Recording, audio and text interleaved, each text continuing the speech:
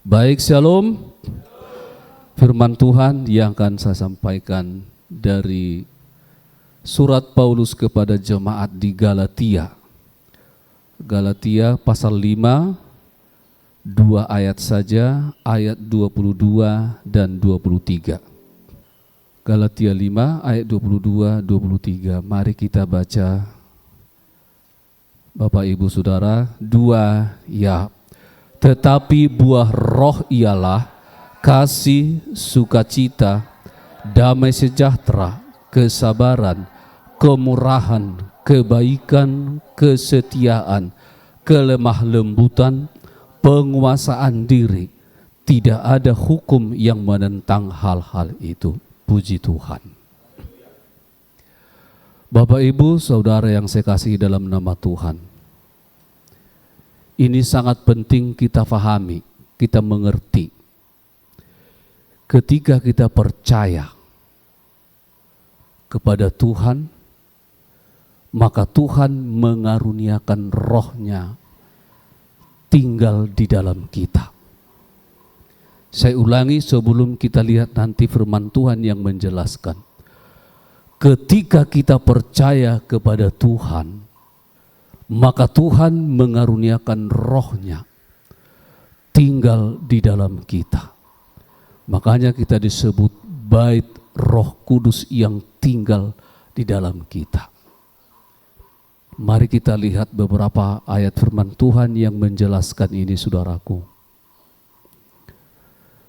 Yang dimaksud dengan percaya adalah Roma 10. Kita lihat ini maksudnya percaya, inti dari percaya kita atau iman kita. Roma 10 ayat 8, 9 dan 10. Kita baca 2 ya. Tetapi apakah katanya? Ini firman itu dekat kepadamu, yakni di dalam mulutmu dan di dalam hatimu. Itulah firman iman yang kami beritakan. Sebab jika kamu mengaku dengan mulutmu bahwa Yesus adalah Tuhan dan percaya dalam hatimu bahwa Allah telah membangkitkan Dia dari antara orang mati, maka kamu akan diselamatkan. Karena dengan hati orang percaya dan dibenarkan, dan dengan mulut orang mengaku dan diselamatkan. Puji Tuhan. Lihat saudaraku, inilah inti iman. Arti percaya. Dalam firman Tuhan, di sini dijelaskan saudaraku, jika kita mengaku dengan mulut bahwa Yesus adalah Tuhan. Jadi kalau ada yang mengingkari ketuhanan Yesus Kristus, maka dia bukanlah orang percaya. Ya, ini sangat penting. Barang siapa yang mengingkari keilahian, kealahan dari Tuhan Yesus, ketuhanannya, maka dia bukanlah orang percaya. Jadi kita mengaku dengan mulut bahwa Yesus adalah Tuhan dan percaya dalam hati bahwa Allah telah membangkitkan Dia dari antara orang mati. Artinya kita percaya tentang Kristus yang disalibkan, mati dan bangkit naik ke sorga. Itu saudaraku arti percaya yang dimaksud dalam firman Tuhan. Jadi mengaku dengan mulut dan percaya di dalam hati. Artinya saudaraku, mulut dengan hati itu sama, jadi bukan lain di hati, lain di bibir. Banyak seperti itu saudaraku.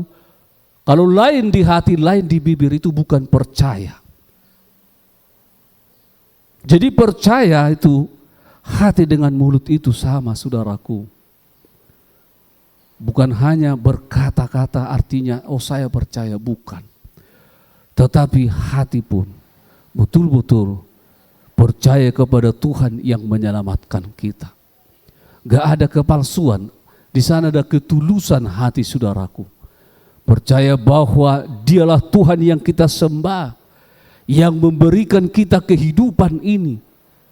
Kita percaya dapat satu langkah pun kita berjalan oleh karena kemurahan Tuhan. Kita dapat hidup, kita dapat nikmati hidup kita semua karena Tuhan. Itu namanya percaya.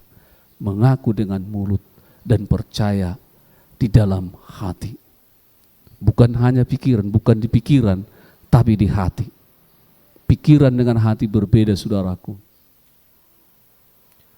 Banyak orang hanya sebatas di pikiran, dia bisa menjelaskan, menjabarkan firman Tuhan, tapi tidak pernah mengubah hidupnya. Karena apa? Firman tidak pernah sampai di hati, hanya sebatas di pikiran. Tetapi percaya yang dimaksud dalam firman ini, saudaraku, adalah mengaku dengan mulut dan percaya dengan hati. Nah, kalau kita sudah percaya seperti tadi dijelaskan firman Tuhan, maka Alkitab jelaskan, saudaraku, Tuhan mengaruniakan Roh Kudus. Roh Tuhan tinggal di dalam kita. Mari kita lihat beberapa ayat firman Tuhan yang menjelaskan, sehingga kita tidak ragu lagi, saudaraku. Oh, saya percaya kepada Tuhan, sehingga saya pun tidak ragu sedikit pun bahwa Roh Tuhan ada di dalam aku. Ini penjelasannya beberapa ayat firman Tuhan. Pertama kita lihat dulu di dalam Injil Yohanes pasal 1 ayat 12 dan 13. Mari kita baca. 2, ya. Tetapi semua orang yang menerimanya diberinya kuasa supaya menjadi anak-anak Allah, yaitu mereka yang percaya dalam namanya. Orang-orang yang diperanakkan bukan dari darah atau dari daging, bukan pula secara jasmani oleh keinginan seorang laki-laki, melainkan dari Allah. Kita lihat di sini. Tetapi semua orang yang menerima Kristus Yesus menjadi Tuhan dan Juru Selamatnya, diberi kuasa supaya menjadi anak-anak Allah, yaitu mereka yang percaya dalam namanya. Jadi kita yang menerima Kristus dalam hidup kita, dan kita percaya, Bapak Ibu Saudara, kita diberi kuasa menjadi anak-anak Allah. Diberi kuasa artinya, saudaraku, sah secara hukum. Hukum sorga. Jadi kalau hukum dunia disahkan, itu biasanya dengan meterai. Kalau ada tulisan yang sudah bermeterai, itu artinya kuat secara hukum. Nah, kita pun, saudaraku, ketika kita menerima Kristus Yesus menjadi Tuhan dan Juru Selamat kita dan percaya dalam namanya,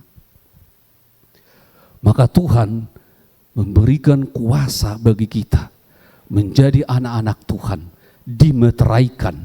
Mari kita lihat dalam Efesus pasal 1.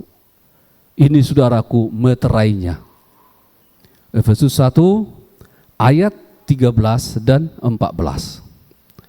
Kita baca 2, ya. Di dalam Dia kamu juga, karena kamu telah mendengar firman kebenaran, yaitu Injil keselamatanmu.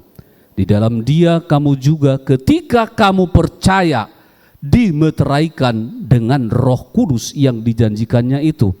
Dan Roh Kudus itu adalah jaminan bagian kita sampai kita memperoleh seluruhnya, yaitu penebusan yang menjadikan kita milik Allah untuk memuji kemuliaannya. Puji Tuhan.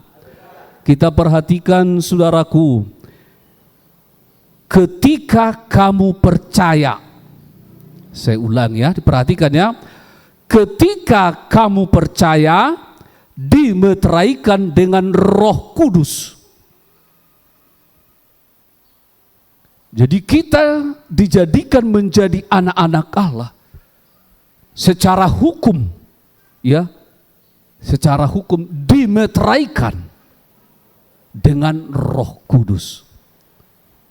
Jadi ketika kita percaya, saudaraku, maka Roh Tuhan itu tinggal di dalam kita. Kita lihat lagi untuk lebih memperjelas. Galatia pasal 4 ayat 6 dan 7. Kita baca ya. Oke, 2 ya. Dan karena kamu adalah anak, maka Allah telah menyuruh roh anaknya ke dalam hati kita yang berseru, ya Aba, ya Bapa. Jadi kamu bukan lagi hamba, melainkan anak. Jikalau kamu anak, maka kamu juga adalah ahli-ahli waris oleh Allah. Puji Tuhan.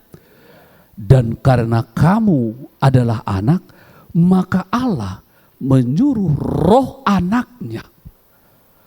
Roh Kristus sama dengan roh Tuhan atau roh kudus. Jadi karena kita anak, saudaraku, di situ dijelaskan, maka Tuhan mengaruniakan rohnya bagi kita yang berkata. Sehingga roh kita pun sanggup berkata, saudaraku, kepada Allah Bapa, ya Aba, ya Bapa. Amin. Makanya saudaraku ini memastikan, kita lihat, memastikan 1 Korintus 12 ayat 3. Jadi supaya betul-betul jelas ya bahwa roh Tuhan dikaruniakan bagi mereka yang percaya kepada Yesus. Kita baca 2 ya. Karena itu aku mau meyakinkan kamu bahwa tidak ada seorang pun yang berkata-kata oleh roh Allah dapat berkata terkutuklah Yesus. Dan tidak ada seorang pun yang dapat mengaku Yesus adalah Tuhan selain oleh Roh Kudus. Haleluya. Jadi kita bisa mengaku, ya, kita bisa percaya dan berkata Yesus adalah Tuhan karena Roh Allah ada tinggal dalam kita, saudaraku. Ini harus kita mengerti ya.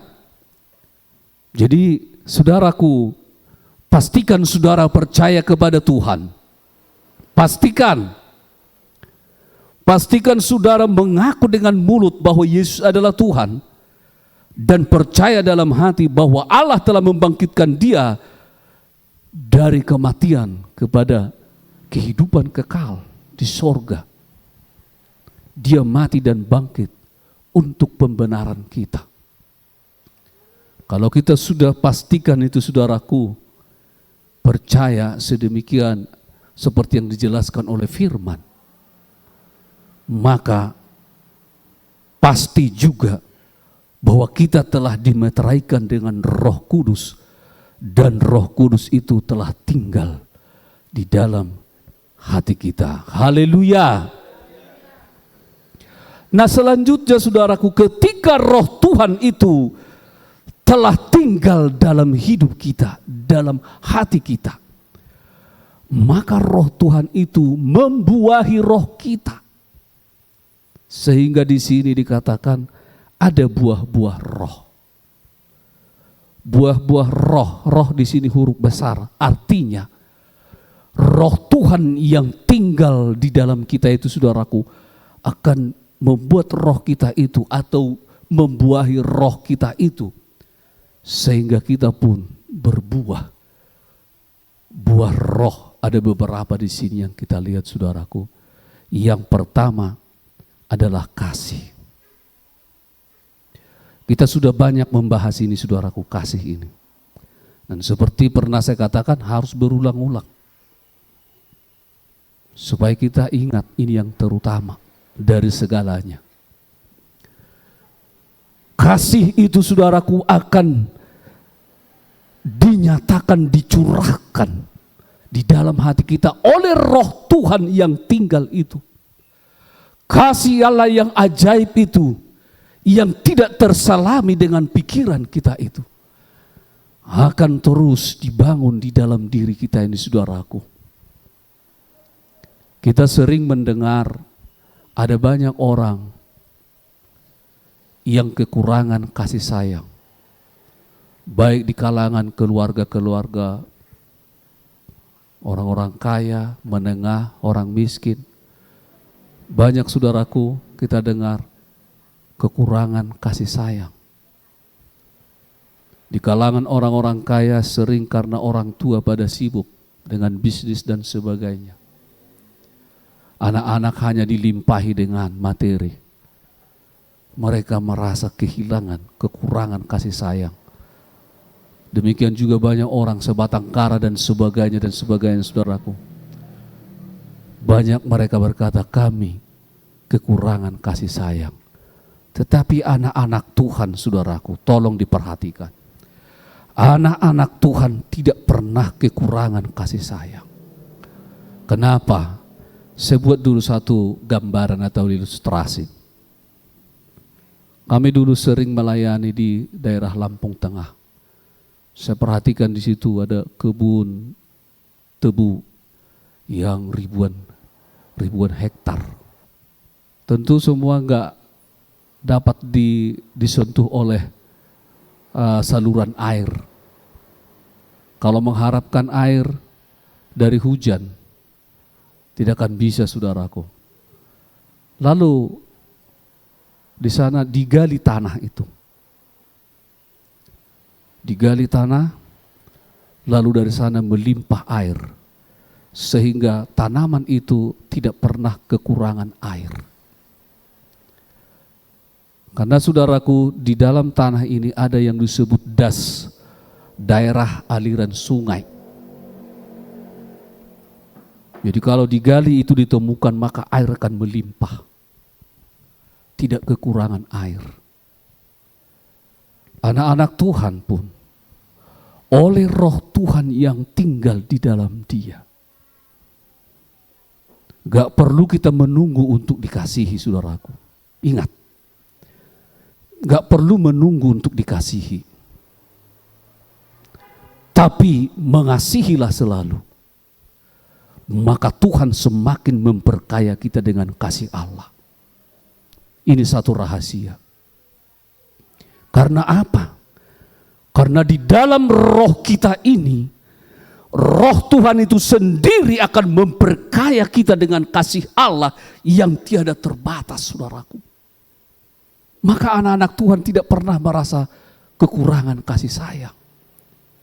Sebab Bapa segala roh itu ada tinggal di dalam kita. Mengaruniakan bagi kita kasih Allah yang sempurna.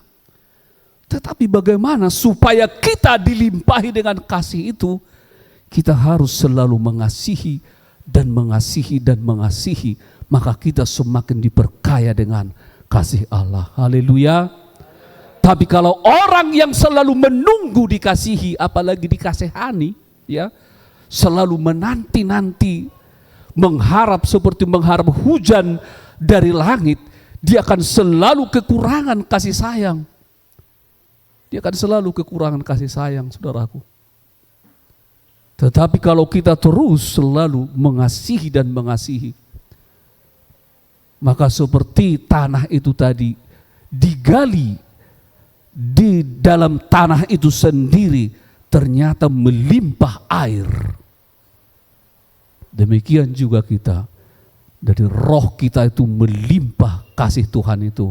Sebab roh Tuhan menyatakan kasih Allah dalam diri kita dengan berlimpah-limpah. Haleluya. Makanya saudaraku, mari kita terus bertekun mengasihi. Kasihilah sesama. Kita belajar mengasihi Tuhan dengan melakukan perintah-perintahnya. Maka Tuhan akan melimpahi kita dengan kasih-Nya. Begitu ya, jangan menunggu selalu dikasihi, jangan. Mengasihilah selalu. Jadi bagi anak-anak Tuhan, tidak ada yang kekurangan kasih sayang. Kalau dia kekurangan kasih sayang, karena dia tidak mau mengasihi, sehingga dia pun hatinya kering, tak ada kasih. Karena itu hukum dari sorga. Barang siapa yang menabur, kepadanya Tuhan sediakan benih yang akan ditabur. Barang siapa yang mencurahkan kasih itu terus, maka Tuhan pun semakin melimpahi kita dengan kasih Allah. Haleluya. Yang kedua, sukacita. Damai sejahtera ini sudah kita pernah bahas. Kesimpulannya saudaraku, sukacita damai sejahtera bisa kita nikmati oleh hidup kekal yang sudah kita miliki. Dan roh Allah di dalam kita itu akan meyakinkan kita dan semakin meneguhkan kita bahwa hidup kekal itu adalah milik kita di dalam Kristus. Haleluya. Dan selanjutnya buah roh, kesabaran. Kesabaran adalah bukti hati yang kuat. Mari dulu kita lihat Amsal 19 ayat 11. Mari kita baca. Dari banyak ayat ya, satu ayat saja saya ambil, kita baca. 2, ya, akal budi membuat seseorang panjang sabar, dan orang itu dipuji karena memaafkan pelanggaran. Akal budi, kebijaksanaan seseorang membuat dia panjang sabar. Jadi orang yang bijaksana, ya, orang yang bijaksana itu biasanya itu memiliki pengalaman yang begitu luas. Jadi orang yang bijaksana, saudaraku, membuat dia memiliki kesabaran. Dia tidak mudah goyah. Dan dia tidak mudah gusar atau gelisah. Tapi dia tetap tenang. Kesabaran ini, saudaraku, buah roh ini. Salah satu bukti bahwa roh Tuhan itu ada dalam diri seseorang, dia bisa tenang, sabar, tidak gelisah, tidak gusar, saudaraku, bisa menenangkan diri.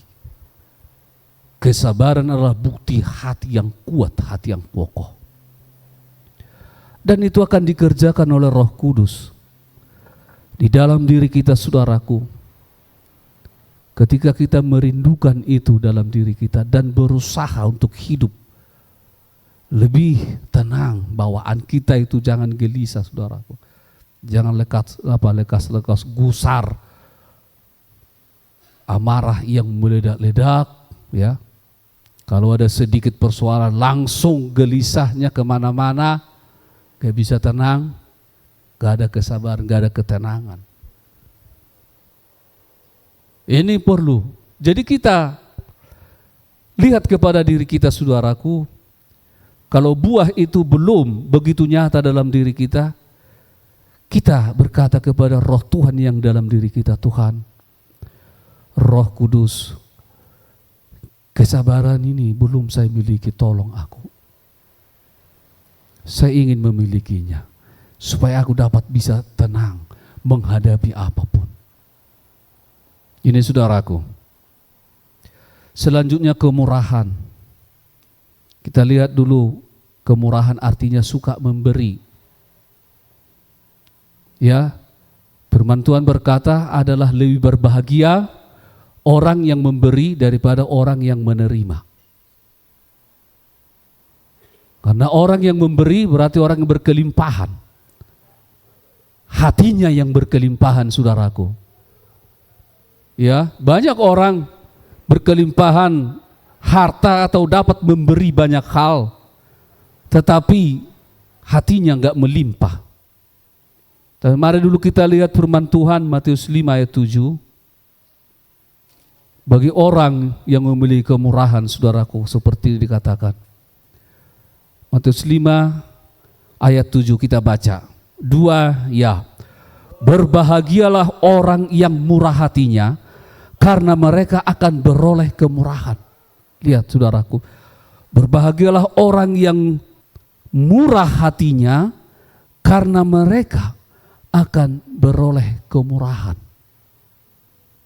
Ini sudah pernah kita bahas sedikit. Kembali dulu kita lihat dalam 2 Korintus pasal 9 ayat 10 dan 11 kita baca. 2, ya, Ia yang menyediakan benih bagi penabur dan roti untuk dimakan. Ia juga yang akan menyediakan benih bagi kamu yang melipat gandakannya dan menumbuhkan buah-buah kebenaranmu, Kamu akan diperkaya dalam segala macam kemurahan hati yang membangkitkan syukur kepada Allah oleh karena kami. Jadi bagi mereka yang murah hati, yang suka memberi, suka menabur, maka Tuhan menyediakan benih bagi dia. Tuhan akan memperkaya hatinya dengan kemurahan. Makanya saudaraku, perangi kepelitan. Ya, perangi itu. Jangan katakan enggak ada, sehingga jadi enggak ada. Katakan ada, maka ada. Amin. Saudaraku, itu rahasia. Lalu Tuhan akan memperkaya kita dengan kemurahan. Kalau dikatakan memperkaya dengan kemurahan, memang ada selalu yang akan kita beri karena Tuhan menyediakan. Karena Tuhan selalu menyediakan.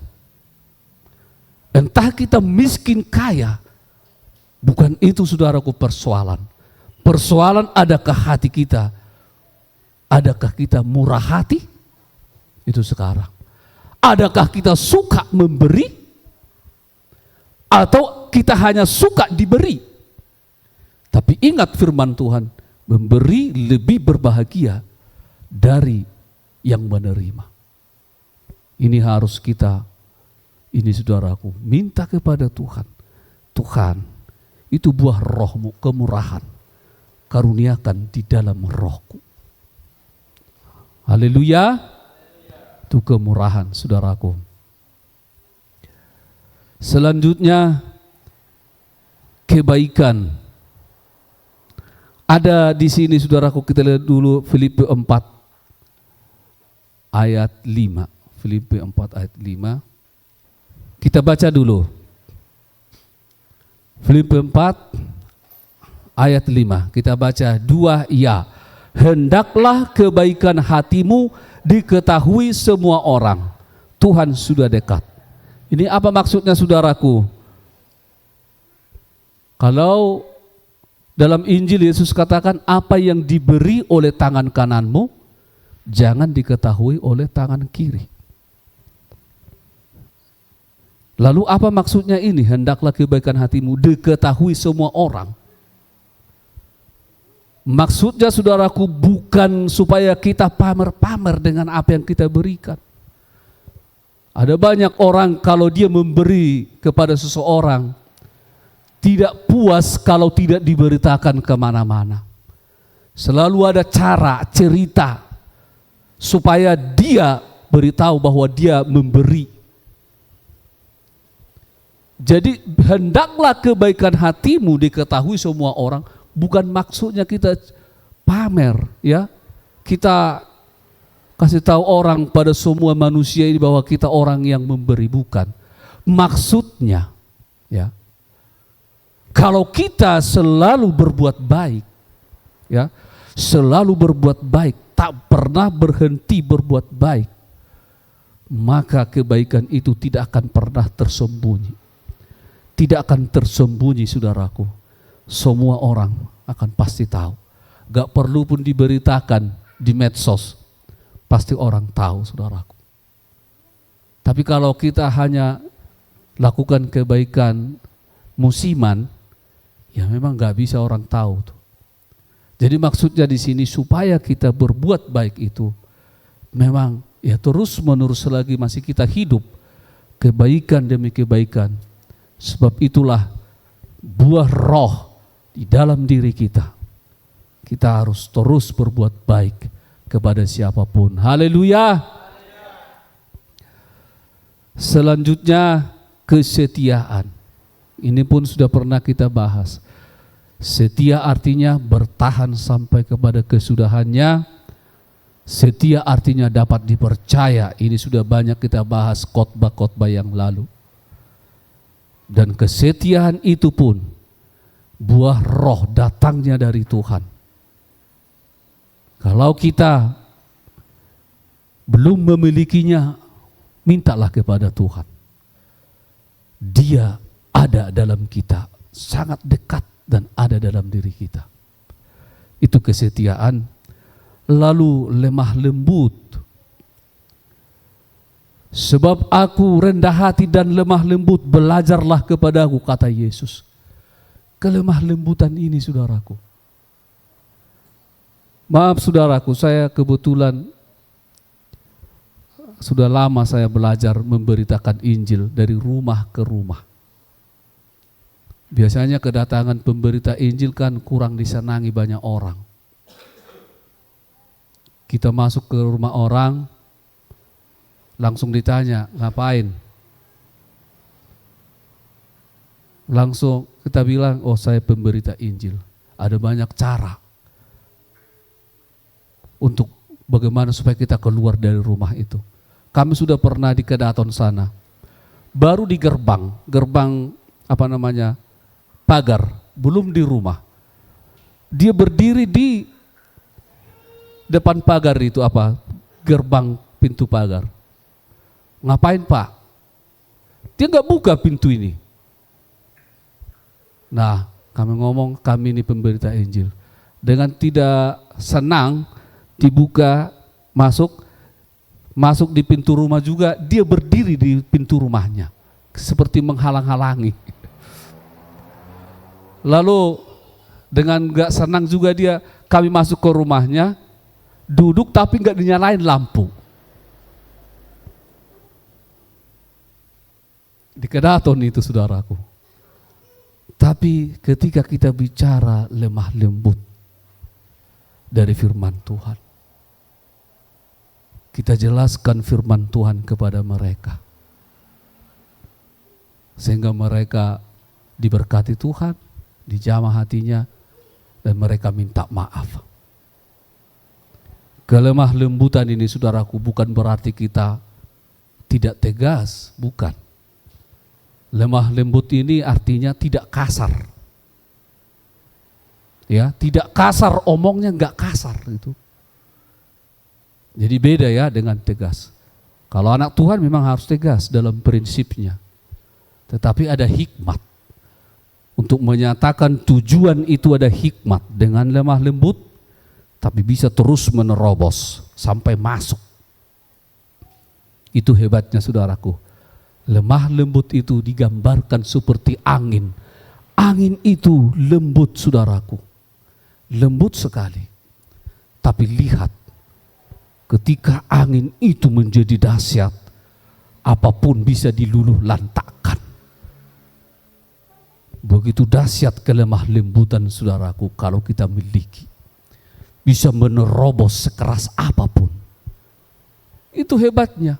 Maka Yesus katakan, belajarlah kepadaku sebab aku lemah lembut. Jadi gak perlu kasar-kasar. Apalagi menghadapi orang. Yang menghadapi yang sudah datangnya dengan marah. Hadapi dengan kelemah lembutan.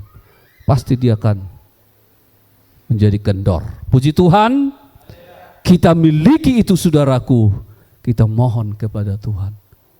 Roh Kudus yang ada di dalamku, beri aku kelemah lembutan. Pasti Tuhan beri. Selanjutnya, penguasaan diri.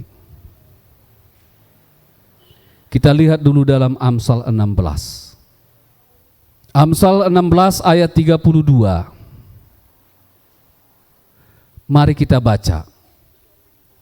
2 ya, orang yang sabar melebihi seorang pahlawan. Orang yang menguasai dirinya melebihi orang yang merebut kota. Kita perhatikan dulu di sini, orang yang menguasai dirinya melebihi orang yang merebut kota.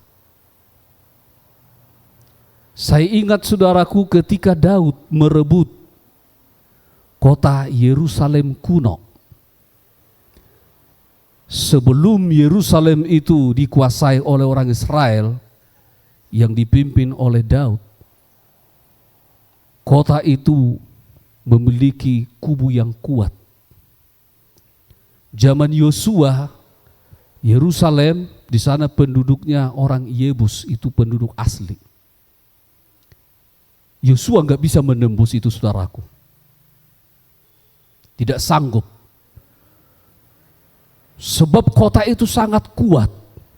Dan kota Yerusalem itu di gunung, ya. Saya lihat di Google 730 meter di atas permukaan laut.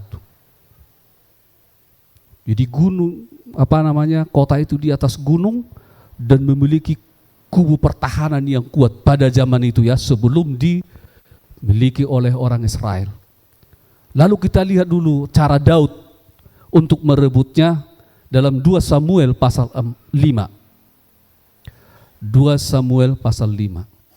Nanti kita lihat maknanya apa, saudaraku, ya. Kita baca dulu ayat 6 sampai 8. Di sini judulnya Daud merebut Yerusalem dan menetap di sana. Kita baca, ya, ayat 6 sampai 8. 2 ya. Lalu raja dengan orang-orangnya pergi ke Yerusalem menyerang orang Yebus, penduduk negeri itu. Mereka itu berkata kepada Daud, engkau tidak sanggup masuk kemari. Orang-orang buta dan orang-orang timpang akan mengenyahkan engkau. Maksud mereka, Daud tidak sanggup masuk kemari. Tetapi Daud merebut kubu pertahanan Sion, yaitu kota Daud.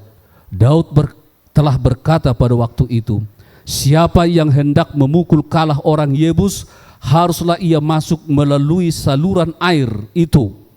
Hati Daud benci kepada orang-orang timpang dan orang-orang buta. Sebab itu orang berkata, orang-orang buta dan orang-orang timpang tidak boleh masuk bait. Jadi waktu itu ketika Daud bersama tentaranya mau merebut Yerusalem, wah, dengan angkuhnya orang Yerusalem, orang Yebus ini berkata, engkau tidak dapat masuk ke sini. Orang timpang, orang buta akan mengalahkan kau. Artinya kekuatanmu tidak seberapa, kota ini berkubu. Memang saudaraku, betapa kuat kota itu. Tetapi Daud yang adalah tentara Kristus, tentara Tuhan, ya, dia seorang prajurit yang dilatih sendiri oleh Tuhan. Itu dijelaskan dalam firman Tuhan. Dalam Mazmur, Allah yang mengajar dia, melatih dia berperang. Lalu dia pelajari kota ini. Hanya ada satu celah, yaitu saluran air. Jadi kita bisa bayangkan kalau kota yang di atas gunung, sumber air itu harus dari daerah lain. Jadi entah seperti apa bentuk saluran air itu, ya, ya sudah pasti tidak begitu besar. Tapi Daud berkata, kalau mau masuk kota itu harus masuk melalui saluran air. Dan akhirnya kita lihat, saudaraku, ya, kota itu dapat direbut.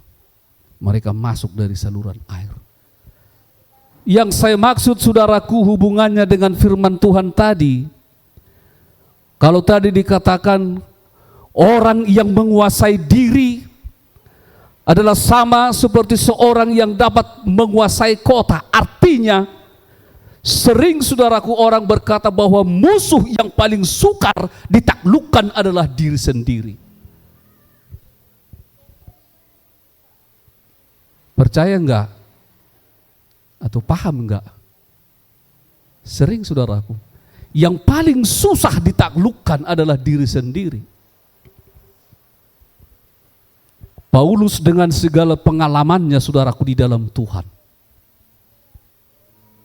sampai Tuhan harus menggocoh dia terus dengan utusan iblis, disebut duri dalam daging, supaya jangan meninggikan diri dengan pengalaman-pengalaman rohaninya yang ajaib. Artinya, saudaraku, sekalipun sudah seperti seorang Rasul Paulus yang dikuasai Roh Kudus, yang penuh dengan Roh Allah, tetap dia harus hati-hati dengan dirinya sendiri. Bahkan dengan pertolongan Tuhan dia bisa dapat mengalahkan dirinya sendiri, saudaraku. Maka dia berkata, supaya aku jangan meninggikan diri dengan penglihatan-penglihatan itu, maka Tuhan memberi duri di dalam dagingku. Artinya saudaraku, jangan ada kita yang sombong berkata, oh saya mudah mengalahkan diri, bisa saya menguasai diri. Jangan saudaraku.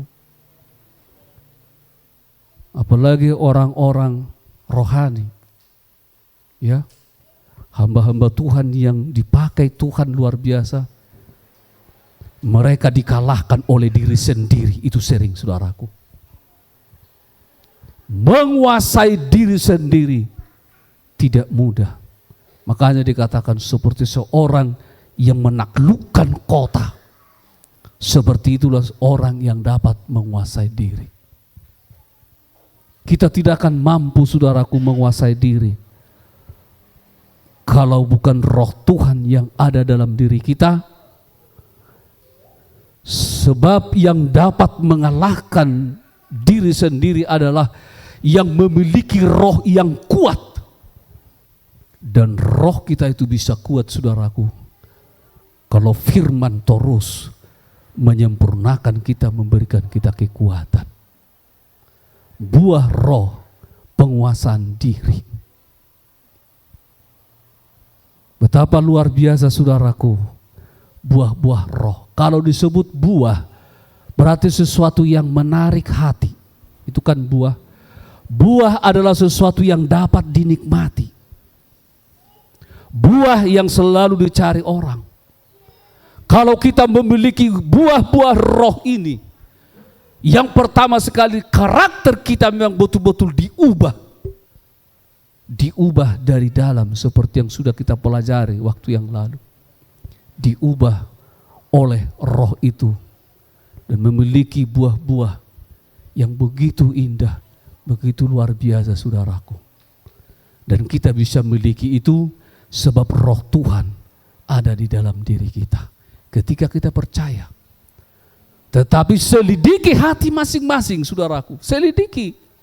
Benarkah kita sudah percaya? Benarkah mulut dan hati kita itu selaras? Jangan-jangan lain di hati, lain di bibir. Lain di hati, lain di bibir. Bukan orang percaya, roh Tuhan tidak pernah ada di dalam dirinya. Kalau lain di hati, lain di bibir.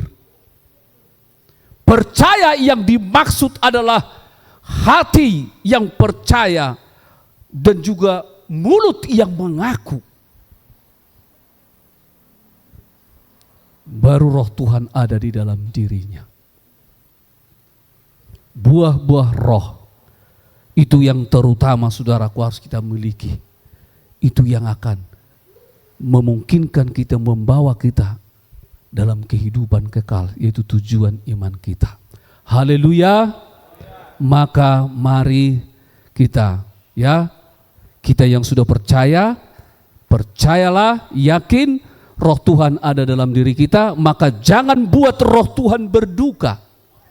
Jangan buat roh Tuhan itu tidak berkarya karena kita halangi dengan kekerasan hati. Ya, jangan kita buat roh itu terhalang membuahi roh kita karena kita keras hati, selalu menolak ajaran, selalu apatis, selalu tidak peduli dengan firman Tuhan. Maka roh itu akan susah membuahi roh kita. Ya, jadi diperlukan saudaraku ketulusan hati, kejujuran, dan kita hanya untuk menyembah Tuhan. Jikalau bertemu seperti ini, gak ada tujuan-tujuan yang lain. Tak ada tujuan yang lain selain daripada mau menyembah Tuhan, supaya roh Tuhan itu bekerja, membuahi roh kita, sehingga buah-buah roh yang sudah kita pelajari tadi sekilas itu, ya, kita nanti bisa kembangkan, saudara bisa kembangkan lagi, lebih luar biasa lagi, sehingga kita menjadi orang yang sungguh memiliki karakter seperti karakter Kristus. Puji Tuhan. Baik, mari saya ajak berdiri. Kita masuk dalam doa syafaat kita.